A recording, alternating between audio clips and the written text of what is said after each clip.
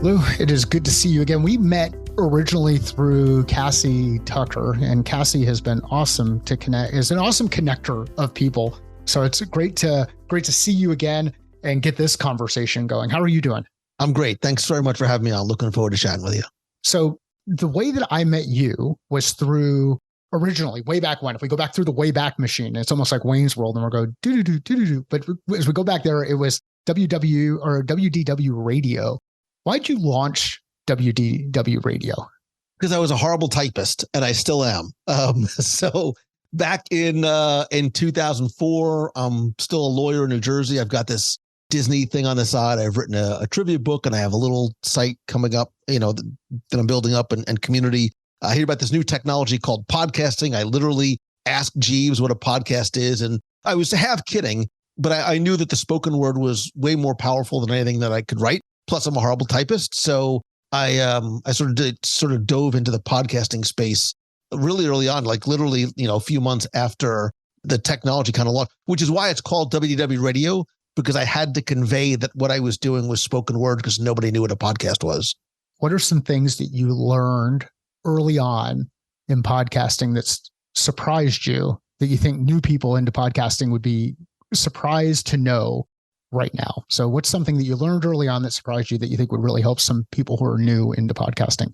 I think it is the most authentic medium out there. I think it is. What I mean by that is, I think there's a level of intimacy with this medium that you don't necessarily get anywhere else, because you literally are in someone's ears. And hopefully this is another thing too. Your podcast needs to be consistent. We are creatures of habit. So if your show comes out on Monday mornings, people are going to look for you to be part of their routine coming out on Monday mornings. And because you are part of that routine, because you are to the morning drive, walking the dog, going to the gym, whatever it might be, there's a relationship. There's a real relationship that's formed. And I've always sort of thought about that one-on-one relationship that I'm building with individual listeners, as opposed to worrying about trying to build on my numbers and then trying to sort of get the next person. So really understanding, I think, that the personal connection that you have and should have with each and every one of your listeners. How have you gotten better at that over time? Oh, I don't know if I have. I'm hoping I hope that I have. I hope that every day I'm building on what I have learned the day before. I think you only fail when you stop trying. I think everything else is a learning experience and opportunity. I hope that I have continued to improve upon the things that I have always felt were important to my business, trying to exceed expectations, not just because it's my name on it, but because I talk about a brand that does just that. Disney, we love Disney because they exceed our expectations when we go to the parks. And hopefully there's a Japanese philosophy that I subscribe to, which is it's Kaizen, this idea of small continuous improvements every single day. And that's really what I do. Like, I wake up in the morning and I go to bed at night saying, what did I learn today and how can I improve upon that?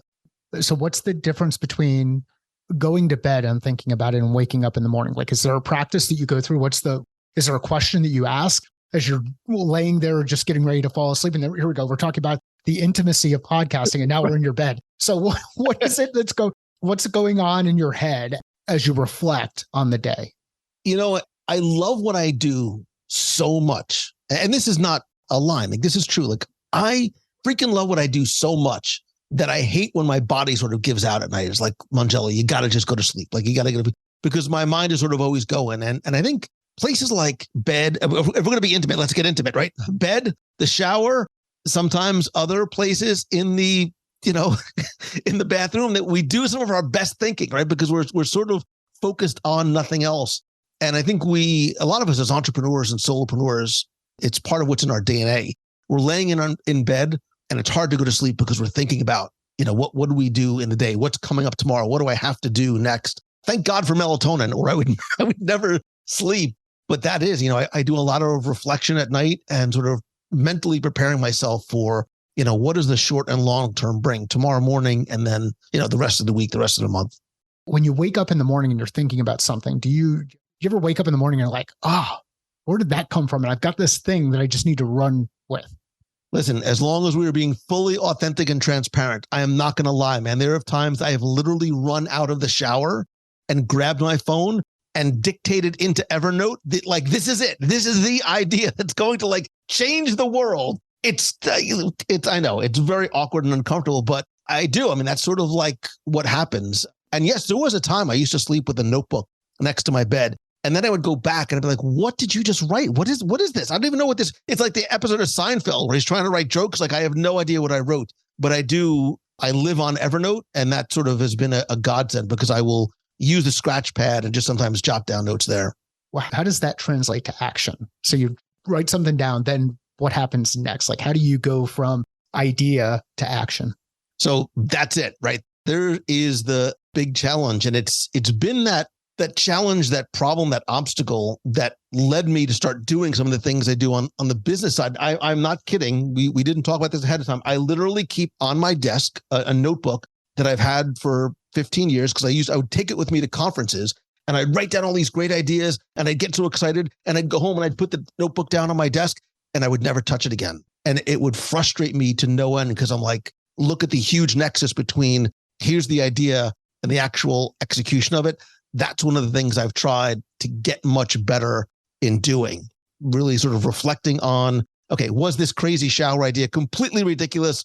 Or if not, what are you going to do to start taking action on it now? Because I think that's the big problem that we all have, right? Everybody has ideas, but the actual execution of it is the hard part.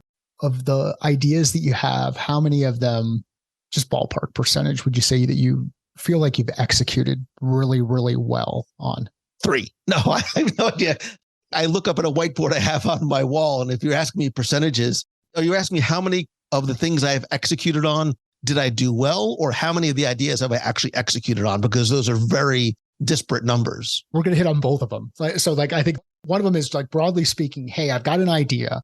And then these ideas just kind of sit out there and they kind of go. And then there's these ideas that we start turning into action. And then of those ones that we start turning into action, how we flawlessly executed on those and how do we revisit them and all of those kind of things. So let's talk first the high level, just because there's this top of funnel activity of ideas that then convert to action. What percentage of ideas convert to action? Probably a pretty low percent. I think it's probably a flaw that I'm a bit of an overthinker. So I will think something oftentimes to death and sometimes at my own peril. I need to sort of shorten that runway. But then there's sometimes I'll get one of those shower ideas in the morning and I'll execute on it at night. I'm like, I'm going to try this thing tonight during a live broadcast and let's just see if it flies. Sometimes we just get those, to use a little Disneyism, a little, one little spark of inspiration and they pay off. But I think there's also other times that there's an idea that I've had that I've wanted to do for years. I think sometimes we find or we manufacture ways to delay it or procrastinate on it or not execute on it. And it's to our downfall. I would rather try it. And if it doesn't work, I can at least check it off the list and see if it's done. But I also want to do it right? I also want to make sure that I'm not just sort of ready, fire, aim. I want to really take my time when I aim. So when you fire and you miss, how do you deal with the failure of that? Like, what's your process there in dealing with the things that you turned into action, but for whatever reason, it just didn't play out the way you expected it? So I don't use the term failure. If I execute on it, I haven't failed, right? Because I've tried it. I did the thing. I checked it off the list.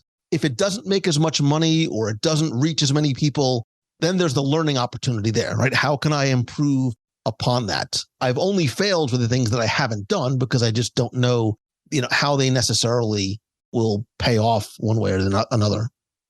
So in the testing piece, the trying, and I feel like I'm going to go all Yoda there, do or do not, there is no try, right? So, but is this with the testing, what's your process for testing things? Like, how do you speed up just that piece of taking action and feel comfortable with just going out there and testing? Like you had said, I go on a live broadcast and I'm going to go ahead and share this idea and see what happens with it. Is there a process to it or you just do?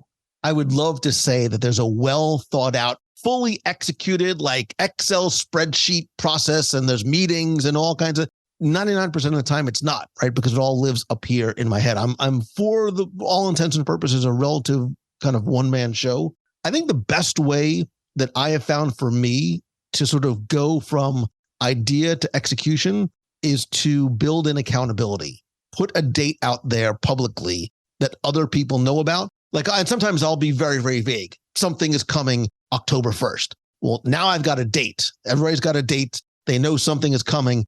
Now I've just built my runway, and now I have to get to that point. I think accountability, especially as a solopreneur, is huge, and it's easier to build in. You don't need a mentor. You don't need a team. You don't need a staff. You don't need a VA.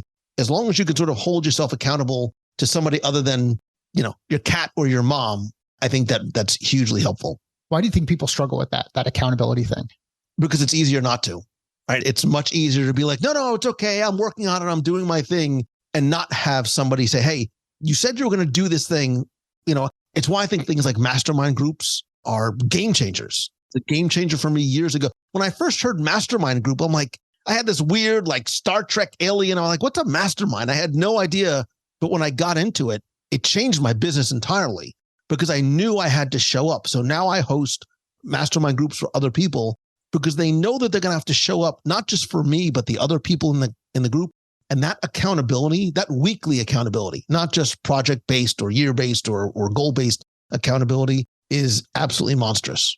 So let's talk about that, this bringing groups together, like the mastermind and the thing that you've got. It's coming up on October 1st. Is that right? Is that your date? So what do you have coming up on October 1st?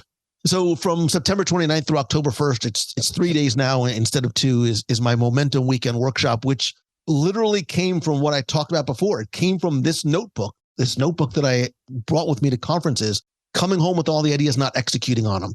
I'm an introverted extrovert, getting lost in a sea of 2,000 people at a conference that are like-minded, that would be great to meet and interact with, but maybe we're a little shy. Maybe we go by ourselves. So I built the conference I wanted to go to, which was a non-conference. I built a 50-person, 3-day, one-room, no-track event to help people, one, not just learn, but begin to execute in the room on the things that they are learning.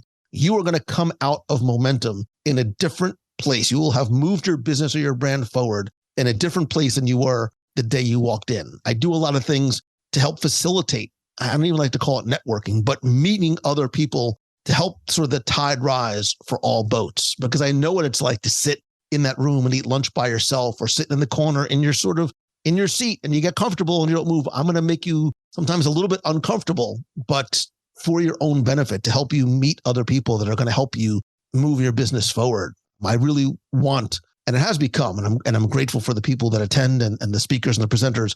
It's an event that is meant to sort of be a transformational weekend. How can people find out more about Momentum? And I know we've got much more to talk about here, but let's give people a link. Where can people go? Yeah. So everything I do sort of on the business side is at loumongello.com/momentum. Why 50 people? Why cap it at 50? And I know from a business perspective, it makes no good business sense, right? Because I'm sort of self-limiting. I don't have a show floor. I don't have sponsors. So that's not what this event is about. It's about the people in the room. And I want to make sure that I can give attention to everybody. The speakers can give attention to everybody, and everybody can give attention to each other. It is almost like a relative sort of larger mastermind group, because we do a lot of things that are group-based and interactive-based and helping people find and connect with each other. I've had the same question every year. Why don't you just do it to 100? How about 200? I like 50. I would rather sort of help a smaller group of people in a more impactful way than start to dilute the messaging and impact by increasing the number of people. We've recently did a little bit earlier this year, a couple of other folks and I will launch an event called Golf and Sales. And we've agreed that we're going to cap it at 20 people. And for the purpose of, when it's 20 people, there's no place to hide. Like you're there and you're engaged, and it may take a little bit to kind of warm up and feel it, but you're there. And again, you're engaged and you're not going to be able to hide. And it's interesting to hear you talk about introverted extrovert. So what's an introverted extrovert? It's funny because I talk for a living, right? I was a trial attorney in my past life. So I was a theater major when I first started college. So there's sort of very outward facing things. But, if you send me to a conference by myself and I don't know anybody, a lot of times, it's hard to just sort of walk up to people who are, the cocktail party, right? They're at a cocktail party and they're all talking with each other. It's hard sometimes to walk up and be like, hey, I'm Lou. This is what I do.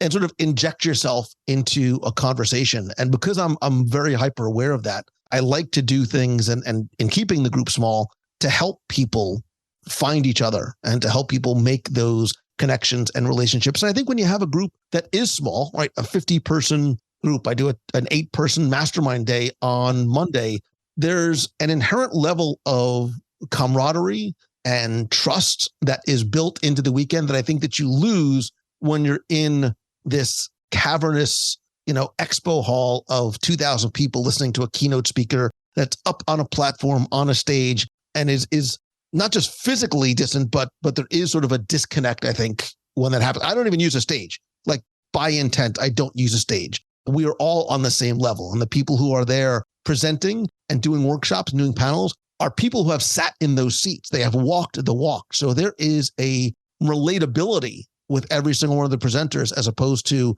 oh, here's this person that's making 8 figures a year. Someday I hope to be like that, but I can't necessarily connect with that person because I'm on a different phase of the journey. Where does design play into things from your perspective? Specifically design around an event, like going to momentum. How do you think about design? So again, I think about it first and foremost as an attendee, because I have been in that seat. I still am in that seat. I love going to conferences. I absolutely love going to conferences, and I love learning from conferences and seeing what I think works and doesn't work. And momentum, COVID throws all the numbers off. This is like my 7th momentum. And it's an iterative process, right? I hope to sort of learn every single time. I survey everybody. I talk to people. I find out what works, what doesn't work, what do they like and what they don't like. So one year might look slightly different than the last. This year, for example, I have less presenters, longer sessions, more workshop time built in because I want people to really do the work in the room and spend time working with each other. Last year because I want to give more people an opportunity to speak, I had a lot more presenters. I had one presenter that he had asked permission. I was like, dude, he went 3 hours and he could have gone all day and people would have been mesmerized. He was the former head of innovation and creativity for the Walt Disney Company. So he is a brilliant speaker. He's probably the best speaker I've ever seen anywhere. And 45 minutes into a session, he goes, would it be okay if I went 90 minutes? Can I go 2 hours? I'm like, Duncan, you go as long as you want. I mean, it screwed up the rest of the schedule. So every year I think is a learning process. And I really listen to feedback from the people who attend. I really like how you highlighted it's iterative. There's this continuous learning aspect that you embrace. And as entrepreneurs, as solopreneurs, as people who or lead, whether it's self or others, there has to be this view of continuous learning because we just don't know what we don't. What's something in this kind of, let's talk about mastermind first. Actually, we're talking about momentum, so let's stay there. On the momentum side, what's something you know now that you wish you would have known when you first started the event? That's a great question. What I know now that I didn't realize when I first had the idea is that convention hall food is very, very, very expensive. So I hope you enjoy your $78 turkey sandwich because that's basically what it costs. I think it's a great question. Sort of looking back, what do I wish I would have known then? I think because I thought about momentum for a long time before I sort of took that huge, scary leap of faith and put it out there and launched it. I was, hopefully well prepared. I had a great, system of support around me in terms of the other speakers and the attendees, most of which who come from the community already, right? Because going back to what we said earlier, I want everybody to feel the same way I do. I want everybody to sort of be excited when I get up in the morning to go do the thing that they do. And I'm like, I hate my job. I hate my boss. But I can't wait to go home and I can't wait for weekends to go work on this thing. Well, we live in a time of tools and opportunity that you can take this thing. And that's why I talk about this idea of turning the thing that you love into the thing that you do.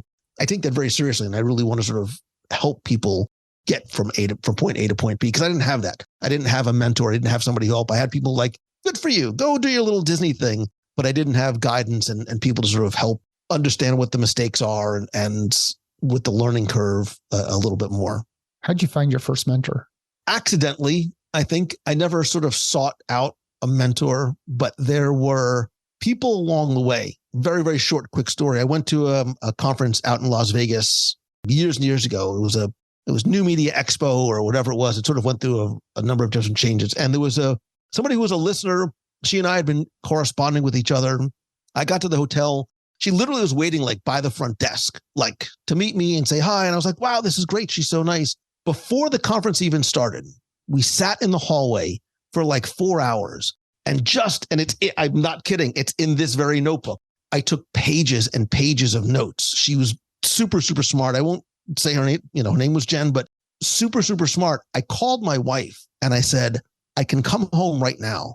She goes, what's wrong? I said, nothing. I said, I got more from this person before the conference even started. Like this trip was a win. Like it was worth the price to get out here simply from that one conversation. And that's when I started to learn, like, I think a lot of times we're solopreneurs, we're doing it on our own. I want to do it on my own. I can't afford to not do it on my own. But finding people, again, it's why I built Momentum this way, finding people who understand what you do, have advice, can be part of form your own mastermind group even, but having those other people to sort of bounce ideas off of and say, hey, what do you think about this? How can I do this differently? Maybe we don't know it all. We don't, and getting some of that help from outside sources, even without sort of seeking out or hiring a mentor per se, is incredibly, like, that was a literal turning point in my business. How would you distinguish between mentorship and coaching? I never really thought about it because it's funny because when I have to sort of think of words to describe what I do, I use them interchangeably, but I don't like either one of them because I'm not a coach. I think sort of like, a sports coach. This is not a body of an athlete, just so so I'm not, I think a coach oftentimes has, these are the ways that you go about doing things. I'm going to teach you how to do it, as opposed to maybe a mentor who works with you individually and you bring to them what you're working on, what your ideas have. I think it's maybe a more intimate relationship, which is sort of why I lean into the word mentor more than I do coach. I don't have a blueprint, a script. These are the things I'm going to teach. It's why I like working with people one-on-one, in small groups, in masterminds, in a 50-person thing, because I want to know what your challenges are. I don't want to tell you this is the thing and now you go execute it and figure out how to mold it to your business. You tell me what your business is and let's work through these processes and challenges together to sort of really make it personal and customizable to who you are and what you do and what your goals are. So I'm going to ask another one. How about coaching and training? How would you distinguish between coaching and training? And I know we're getting into some nuance here on these words, but coaching and training, what's the difference between those two things? I hear training, I think, sign up for my webinar, buy my course, go through this process that has a certain number of steps with a predefined outcome or goal.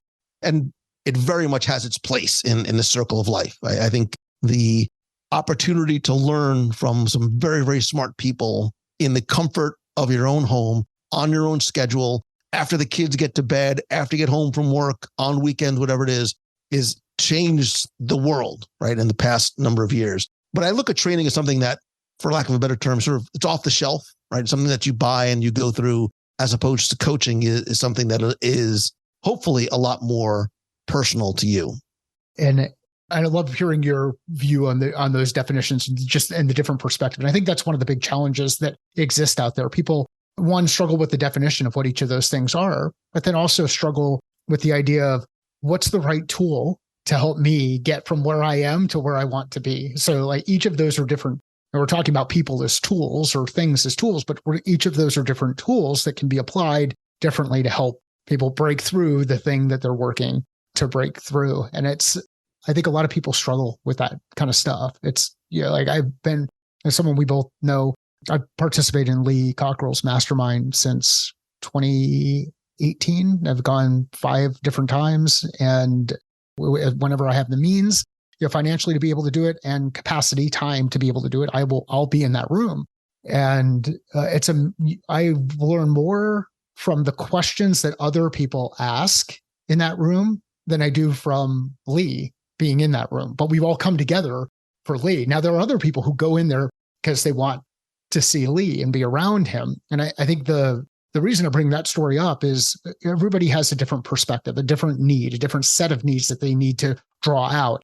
And when you go to that 2,000 person event, which is actually where I saw Duncan speak in November of last year, I saw him speak at a learning conference that we were both at. When you go to that event, you can get lost in the whole thing and you can feel like you're being talked at, and you walk away with a big old notebook of stuff And whether or not you open that notebook up again is up to you. And sometimes you won't open the notebook up. But when you're in this smaller group environment, you can start to really get a feel for fit. What are the things that you're looking for, that you need? How has your view, what's your view on fit, given that you do both the 50-person momentum and then you do the smaller 8-person mastermind? What's your view on fit and the differences between, how do you think about both of those two components of the event? Well, I want to go back to a couple of things that you said. Sure. One, I think the beauty of having a course, having a mastermind, having one-on-one coaching is people can learn in the way that they are most comfortable doing it, right? It's why I've always created content. I've done audio content, video content, live video, books, magazines, audio tours, because I want to create content in the people away and so that they can consume it in the way that they are most comfortable doing it. I think the whole same holds true for learning. Some people want to do it at their own pace. I don't want to talk to anybody else. I want to just watch the videos and do my own thing. Some people want to be in a group setting. Some people want to be in a large group setting. So I think that's having a number of different offerings. You can sort of find a person's entry point, at least into maybe the ecosystem of what you offer. Going back to what you said for Lee, and what I love about this, and I think this holds true for a lot of events like this, especially where there is a single person who's sort of spearheading it, is you're not just going for Lee, you're going for the people that Lee attracts, right? We are magnets for the kind of people that we want to attract. So Lee is going to attract most likely other people not doing the same thing as you, but that are like you. So they're almost sort of pre-vetted before you go into the room. So you're not just paying for Lee, who is obviously worth the price of admission 10 times over, but you're paying to be in the room with those other people as well. And I've known other people who have done Lee's mastermind and have come out the same way. Like, it's transformative, it's emotional, it gets those creative sort of juices flowing and the wheels. And Lee, he keynoted at Momentum a couple of years ago, and it was the same thing. Like, Lee, you've got the floor, just talk all day, knock yourself out, because he doesn't come with slides. He doesn't come with he just sort of talks and does his thing, but the stuff that comes out of his mouth is brilliant. He's a brilliant dude. I joke with folks about, it's kind of like getting advice from your grandpa. And it's, if your grandpa was from Oklahoma and has gone through all of the life stuff that Lee's gone through, and what you see is what you get. Like, I think this is the other cool thing about the mediums where we're talking about sharing information. Lee's got a book out. Lee's got the mastermind. Lee's got podcast. You've got books, podcasts, video, events. When you put yourself out there, you can't act like something you're not, or people will quickly see through it. And they realize, oh, wait a second. When I'm in the room with that person, they're looking over my shoulder to see who's next, or it doesn't match. Like, I've heard them in my ears for years, and then I've met them in person and now they're a bit different. It doesn't happen when you communicate through an intimate format like podcasting and consistently do it. And then add in this new capability that we have where video has gotten so much easier to get out there, or at least simpler to get out there. How do you think about that whole no place to hide, not only as an attendee, but as the facilitator of the experience? So I'll contradict that a little bit, because I think in a perfect world, that's what we want. Okay. But I think in the real world, and I've seen this happen over and over again, I've witnessed it as a consumer, I've witnessed it in a room with other people, and I've witnessed it as somebody who, so for example, I love the fact that we can connect on social and through podcasts and through all. I'm a handshake and a hug kind of guy. I've done in-person monthly meetups in Walt Disney World since 2008. It's not so people can come and meet me. It's so I can meet you, look you in the eye, hear your story. Thank you for listening. Very quick story. Years ago, I'm at a meeting a month. I'm talking to this guy and we're chatting. And he goes, Lou, I got to stop you for a second. And I was like, what? He goes, I've been listening to you for a long time. Like, I feel like I've known you. I listened to you for years. And on the show, like, you're so, pretend he's not talking about me. He's like, you're such a nice guy and blah, blah. And, I was a little nervous to come to the meet because I didn't know if like the guy that I was going to meet here was going to be the same guy that was on the show. He's like, I can't believe like, you're the same person. I was like, well, did you think I was going to be like a jerk? And he's like, yeah, like I've been to places where the person who is the character on the podcast or the character on the video is very different than the person that you meet if you run into him on the street, in the park, signing autographs at a convention. They say never meet your heroes. Not that I'm putting myself in the hero category, but you meet people that you look up to and you've listened to, and then you meet them in real life and you're like, wait a minute. And I've seen this happen. Like I've seen the character that somebody is on video, and then I've witnessed them sort of backstage, off stage. And I'm like, dude, like this person was just like fawning all over you and telling you how much they love you. And you pretended to be nice. And then you turn around and you like make fun of them, or you act like a jerk as soon as you like get off stage. Like, and I see why now that guy had that possible perception, because I think that happens more times than it not. And more, obviously more times than it ever should. It sucks when it happens. And I mean, I had it happen at the NSA conference that I was at just a couple of weeks ago, where met somebody for the first time, and I got that feeling, that look over the shoulder kind of feeling. And it was kind of like, that doesn't match what everybody else says about this person. Now, they could have just had a bad day. They could have been on stage relative to the thing that they're doing. My view, though, is you have no place to hide, and that stuff can get called out really, really quick. And it's our obligation to be authentic and be transparent and be genuine in the way that we interact with people. And that's one of the reasons why I love having a really good camera and a good microphone, so that when I meet people in person, they can say things like I've heard, or which is, "Wow, you look exactly like you did on camera. You sound exactly like you do on the podcast," because I'm just me. And I can't be different in the way that I interact with my family, in the way that I interact with clients, in the way that I interact with others. And that's one of I would say one of my bigger challenges is, once I get really close with clients, I can be very, very direct in feedback in the same way that I can be with my family, which is part of the reason why my family sometimes wants to get rid of me. But there's this thing that happens. And that's the cool thing about the medium, and the cool thing about access of like in events like the ones that you put on and some other people put on, is you can actually get access to people directly. And hopefully you're not let down by that experience. But once you are let down, then and you know not to invest. And then I also think it's your obligation to share that experience with others too, and just let people know it wasn't for you. Now, that's a test that you do out there. I think that's one of the cool things about this, is there's no place to hide. That green room discussion, other people have experienced that with that person. And it's, I think there's an integrity challenge that exists out there. You got me fired up, Blue. I'll tell you what I think is the secret. What's the secret? Yeah. I will give you, if I had to sort of quantify the secret, and it shouldn't be a secret, but it's 1, 2, 3. It's 4 words: genuinely care at scale. Genuinely care about every single person. I don't care how big your audience is. I don't care how big your following is. You genuinely care about every single person. There are people I know, going back to sort of looking over the shoulder in lines, that I've seen them at conventions. I've seen them at book signings. I've seen them. They will look the person in whoever is the next person in line is the only person in line. And I don't care if that person has been there for 9 hours. They will stay until they look every single person in line in the eye and give them the same attention like they were the only person there. I'm the same way. I answer every email personally. Like meet of the month, I will try and meet every single person that's there. I will make sure sounds creepy when I say it this way, I make sure I touch every single person, an event that I host, whether it's a momentum event or whether it is a Disney event. I care more about the people who are already there than worrying about trying to get the next download, the next listener, the next follow, the next like, the next sale. Because if you do that and you genuinely love on the people who are there, they will become your most evangelical advocates, right? Because I can go out all day and tell people how great my podcast is, how great my conference is.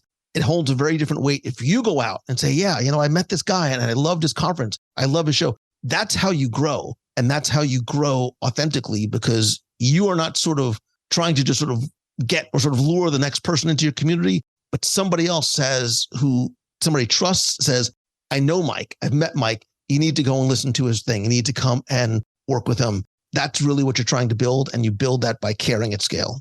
Yes. And I love the use of the word genuine, genuinely care in making that impact at scale. How do you think about impact? Like what comes to mind when I say the word impact, what comes to mind?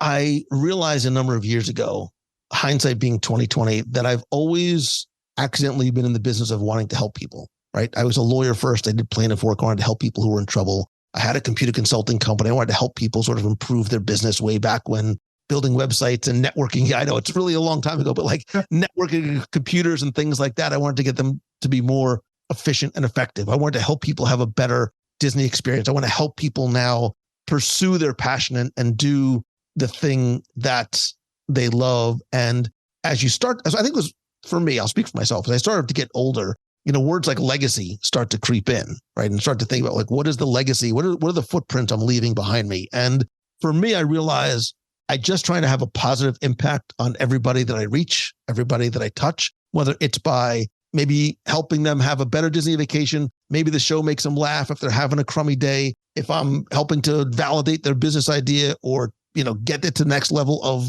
monetization, whatever that thing is, because I think we have the potential to have this positive, it's like, dropping a pebble in a lake, this positive ripple effect on other people. And that's sort of what I hope to leave behind. So we mentioned before about attracting, like this magnet of attracting. Who are the type of people that you hope to or want to or have worked toward attracting to an event like Momentum? I think what I have found is that most of the people come from listening to the show. So they're in the Disney community. And that doesn't mean that they're sort of hardcore, rabid Disney fans and that the people who come to Momentum all have Disney-based businesses. 98% of them don't have a Disney-based business, but they have this idea. Sometimes even it's a brick and mortar business. Sometimes they are even not solopreneurs. They are, they have a small, medium-sized business. But the hope is that we're attracting people who want to do good, do things the right way for the right reasons. And what I mean by that is Momentum is not here's how to get rich quick type of thing. I build my business around the same way I build my brand and sort of the way I am, again, transparent and authentic. And it takes hard work. And there's a lot of discussion and to borrow from my friend Lauren Gagioli's old podcast name, there's an unsexy side to entrepreneurship and solopreneurship and talking about some of the hard things and the challenges and the sacrifices. And if people are willing to do the work and put in the work and are doing good work for the right reasons, those are the kind of people that I hope want to come, not the people who are looking to, get rich quick. Yeah. The cool thing about what you just described there is people who are genuinely interested in making a positive impact on others, that attraction piece that happens in there. Anything that we've not gotten into that you'd hope that we would have gotten into or anything specific? And yeah. No, and not to sort of blow smoke, but I got to tell you, man, I love your format. I love the fact that you are not sort of just reading off this list of, well, here's the 10 questions I'm going to ask. And you pay attention to the answers that you're given and you ask like logical, thought-provoking and meaningful questions. And I really, really appreciate that. Thank you. I appreciate that. It is life's work to get here. And it drives my family nuts because I ask them really hard questions that they don't necessarily like to answer. And then they feel like I'm treating them like clients. I'm like, no, I'm just treating you like everybody else. Like I'm genuinely curious. But that's what you have to do, right? Yes. Even as a coach, a mentor, or whatever, you talked about sort of having some very difficult conversations.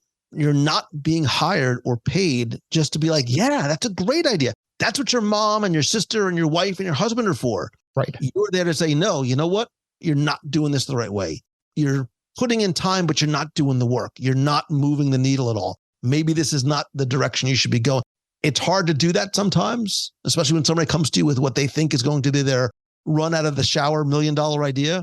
Yeah. But it's your job to say, maybe that's not the right thing. And I know from my experience that it's been tried and it doesn't work, or this is not the right thing for you. So I said we were going to take that out, and then here we go. We kept it in. Now you've seen behind the curtain. Oz is coming out. There's levers and dials and all of that kind of stuff. Every once in a while, the editors will leave that talked about, right? It's the offline conversations are seamless with the ones that are being recorded because it's who we are, right? It's the person that, this is part of the problem, I think, Mike, is that the person that goes on the air when the record light is turned on is sometimes different than the person when the mic is off. Yeah. And it shouldn't be. It never should be. Never. That's one of the things, just as we go deeper into this piece, one of the things is I'm starting to get more involved in paid for speaking, not the stuff that I would have done before where I would have paid to be in a room to speak or sponsoring things, or I'm getting brought in because I'm getting a conference fee or those kind of things. It's many people are saying, look, you have to script this stuff out. And one of the things that makes me who I am is I am unscripted. I have stepping stones, a journey that we're going to go through, and we'll get there. And we might get there in a different way than you anticipated, but we will get there and we will get through all of those things. And we know a number of people in kind of that space who've spoken, professional speakers inside Disney Institute as an example. And you can time everything that they deliver. And that's not me. And the reason it's not me is because there's a time and a place for each of those. I'm going to authentically deliver specific experience in the context of whatever the thing is that we're talking about, because of the ability to learn and listen in conversation and be able to put that around. And if that's not what you're for, then you're not for me. And so I think this is a hard thing that a lot of solopreneurs, entrepreneurs, people who are building their business really struggle with. Is they look at people who say, this is the playbook you have to use. This is how you go to market, or this is how you build this thing out. And then they go and they start testing that stuff and they realize that it's not for them. And then they wonder, am I less than? And I don't think people should feel less than because somebody else's playbook doesn't apply to their playbook, or because they don't know that piece. So thanks for having this conversation. What do you think? Do you think people struggle with that? Do they feel less than because they're... Absolutely.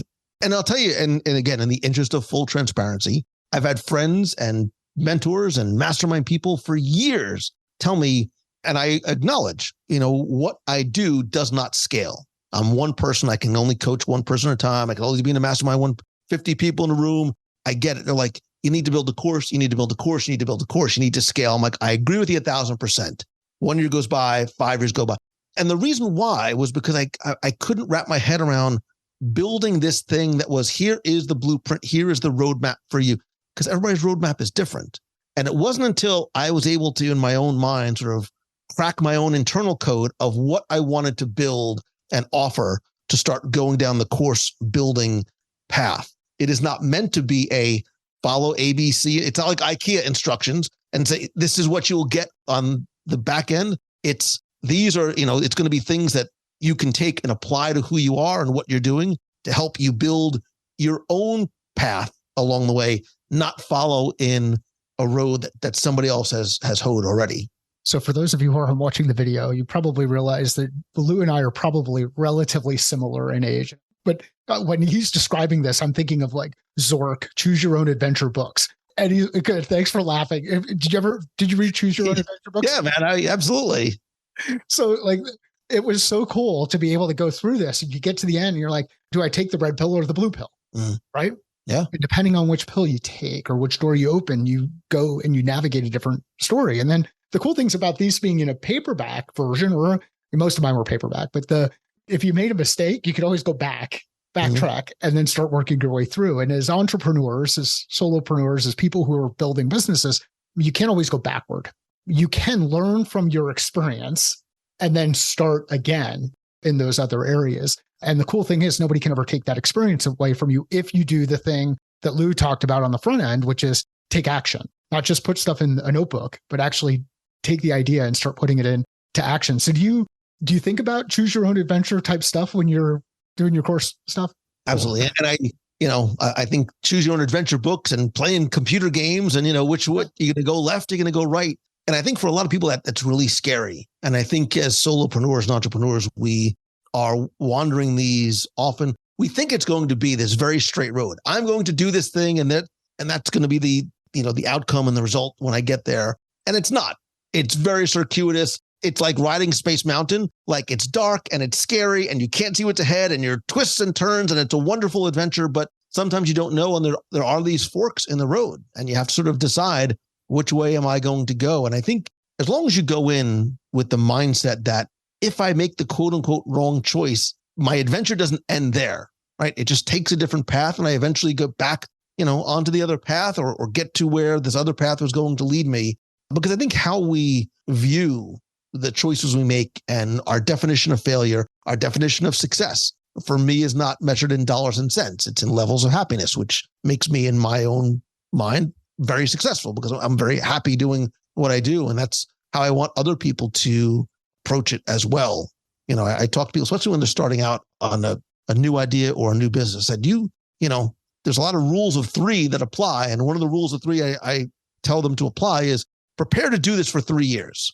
Like this is going to be a 3-year journey. So will you be able to sustain it? Will you be able to maintain it? Will you be happy during this time? Will you be happy if you don't make any money during that time? I think we all know that there's a lot of people that start off and especially things like, content creation. They go, wait a minute, I've been doing this for 6 months. Where's my money? It's not exactly how it works. It is very much a marathon and not a sprint. Yeah. Well, so I've been doing the podcast now for 6 years and we've not monetized the podcast in a 6-year period. I continue to do it because I love it. I love these kind of conversations.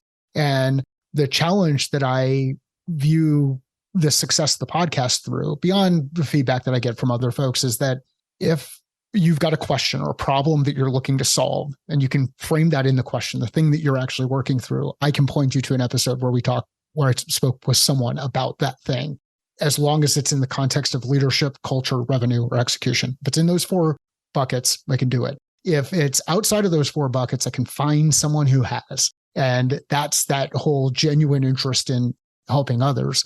Lou, this has been a phenomenal conversation. I'm going to share just a quick story about how I first came across you. It was back in, I think, 2008 when we took the kids on their first Disney vacation. And we were into like Diz boards and the Diz Unplugged and that kind of thing. And you're trying to figure out, how do you make sure that when you go on a vacation like this, it's going to be really expensive, that you actually have a good time and don't kill each other in the process. And we came across WDW radio, and one thing led to another. We ended up participating in one of the Disney food blog events at Epcot a couple of years later. And we've done a number of vacations since then. We became DVC members in that time period. Like all of those kind of things come together. But you and the people that you've brought on and the conversations you have, whether it's related to the travel partners or the food discussion, informed and helped make some of these trips absolutely amazing. So thank you for doing the work that you did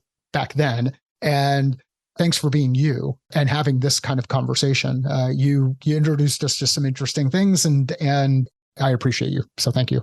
No, thank you. I owe a lot to Cassie to sort of, brokering this introduction. And I love her because she obviously sees, the way we instant sort of rapport and understanding and getting along. And I appreciate that. And I thought about this as we were going through, and I'm going to sort of blindside you with this, but we talk about sort of being magnets for the kind of people that we want to attract. And I love your messaging, and I love all the things that I talked about, right? The authenticity, the genuineness, just even sort of the way that we're sort of doing this conversation.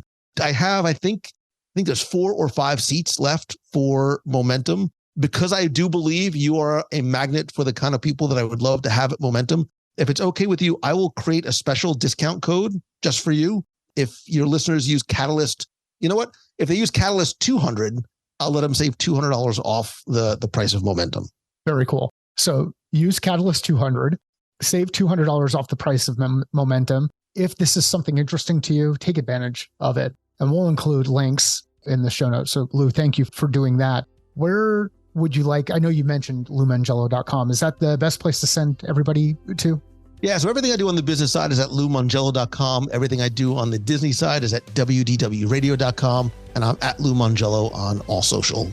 Perfect. We'll include links in the show notes. If you know somebody who would enjoy this conversation, get value out of the conversation, please share it with them and let Lou and I know, either Twitter or LinkedIn or Instagram, wherever you are sharing information. I see Lou on Threads as well. So share it in the social community where you feel comfortable. Sales is a thinking process. Business is a thinking process. Life is a thinking process. How are you thinking differently about your process?